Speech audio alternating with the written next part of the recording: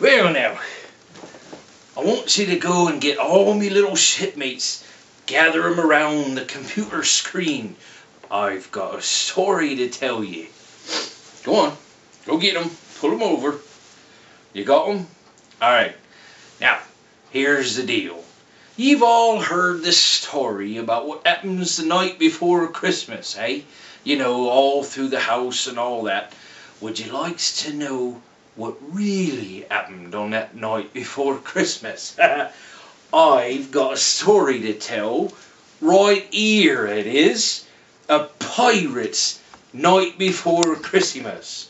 Now this here be a truer version of the story, written by a feller named Philip Yates.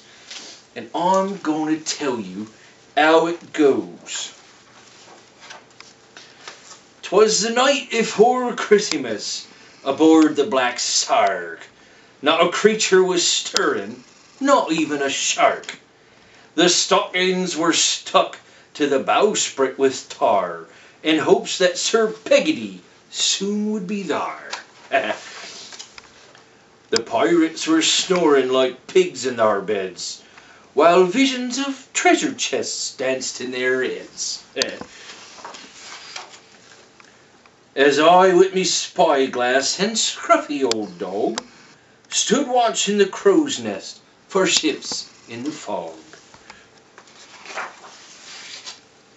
When out on the mist there arose such a racket, I slid down the mast with me sword to attack it. Away to the poop deck I ran very fast. I threw off the anchor and shouted, "Avast!" Straight up from the sea, in the foamy white spray, flew 8 giant seahorses pulling a sleigh. A mean-looking driver a-hoisting one leg. Well, shiver me timbers, it must be Sir Peg. Stuck in a page there. More sluggish than flounders, his coursers they came, and he whistled and snarled and called 'em by name. Now Salty, now Scurvy, now Sinbad and Molly, on Cutthroat, on Cross-Eye, on Roger and Jolly, to the top of the sail, to the tip of the mast. Now dash away, dash away, dash away fast. And then with a cry and a crack of his whip, down came his sleigh on the deck of our ship. A jolly old sea dog, enormously fat, and so was the parrot that perched on his back.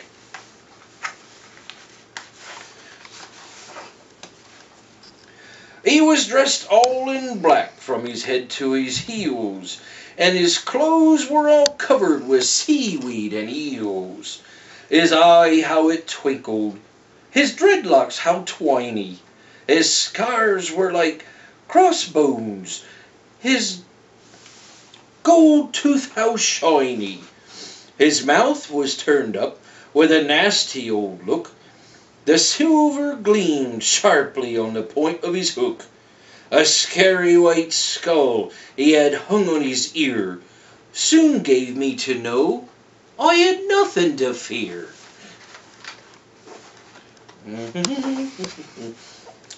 He spoke not a word, but went straight to his sack and stuffed all the stockings with coins and hardtack. The Black Sark was soon filled with holiday cheer and loaded with gifts for each good buccaneer. Anchors and hornpipes and cackle fruit eggs, pearls and red sashes for Bonnie and Meg, a cauldron for cook filled with pieces of shank, and just for the captain a shiny new plank.